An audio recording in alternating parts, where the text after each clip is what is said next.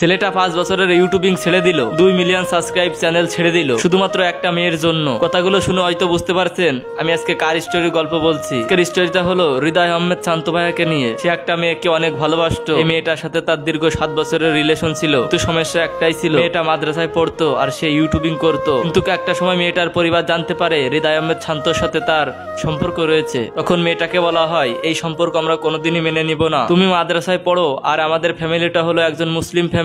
এখানে ইউটিউবিং চলে না, এখানে নামাজ রোজা চলে, এখানে কোনো খারাপ কাজ চলে না। আর সে অনেক মেয়েদের নিয়ে ভিডিও করে, অনেক মেয়েদের নিয়ে মডেলিং করে, আর এইগুলো আমাদের ইসলামে জায়েজ নয়। হয়তো বলো তাকে ইউটিউব চ্যানেল ছেড়ে দিতে, না হলে তোমাকে ভুলে যেতে। তখন মেয়েটা ছেলেটাকে বলল, ছেলেটা বলে আমি তোমাকে কোনোদিনও ভুলতে পারবো না, প্রয়োজনে আমি দুনিয়ার সবকিছু ছেড়ে দিতে পারবো। এদিকে তাদের দুজনের মাঝে সম্পর্কটা অনেক ভালোই ছিল। তখন অনেক দিন কেটে গেল, তারপর মেয়েটার পরিবার থেকে গুরুত্ব দিল এই বিষয়টি নিয়ে। তখন হৃদয় আহমেদ শান্তর পরিবারের সাথে মেয়েটার পরিবার কথা বলল, আমরা কোনোদিনই পারবো না আপনার ছেলের সাথে আমার মেয়েকে বিয়ে দিতে, কেননা আমরা 5 ওয়াক্ত নামাজ কালাম পড়ি, আমরা আল্লাহ তাআলার পথে চলি। আপনার ছেলেকে বলেন ইউটিউবিং ছেড়ে দিয়ে সৎ পথে ইনকাম করতে, তাহলে আমাদের মেয়েকে আপনার ছেলের সাথে বিয়ে দিব। তখন হৃদয় আহমেদ শান্ত অনেকটা বেশি ভেঙে পড়েছিল, কেননা তার 5 বছরের YouTube career, 2 million subscribe channel সবকিছুই ছেড়ে দিতে হবে। সোশ্যাল মিডিয়ার দিকে আর কোনোদিন সে যেতে পারবে না। তখন এই ব্যাপারটা নিয়ে ফেসবুক ইউটিউবে অনেকটা বেশি সমালোচনা করা হলো। তখন সে তার সম্পর্কটা এখন কি করবে সে অনেককে বলল, এবং তারা তাকে বলল মেয়ে গেলে মেয়ে পাবা, কিন্তু যদি তোমার ক্যারিয়ার একবার হারিয়ে যায়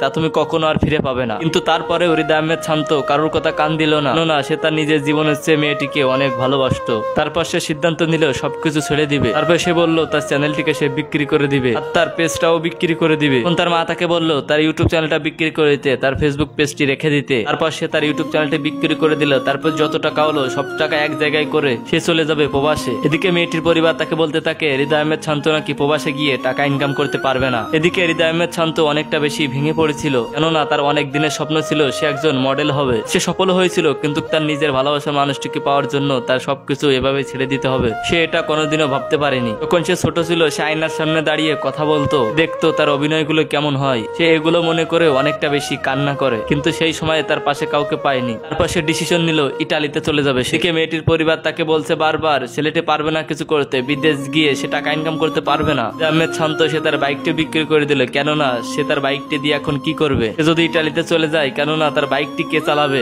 সে বাইক বিক্রি করলো, সবকিছু বিক্রি করলো, শুধু তার ফেসবুক পেজটি রেখে দিল। তারপর চলে গেল সে ইটালিতে গিয়ে সৎ পথে ইনকাম করতে শুরু করে দেয়। আর যেটা চেয়েছিল মেয়েটির পরিবার সে সেটাই শুরু করতে লাগে। আর এখন সে ইনকাম করে দেখিয়ে দিয়েছে সে ইউটিউবিং ছাড়াও ইনকাম কিন্তু করতে পারে। এই ছিল তার জীবনের স্টোরি। সবাই ভিডিওটি লাইক কমেন্ট করে ছড়িয়ে দিবেন হৃদয় আহমেদ শান্ত ভাইয়ের কাছে।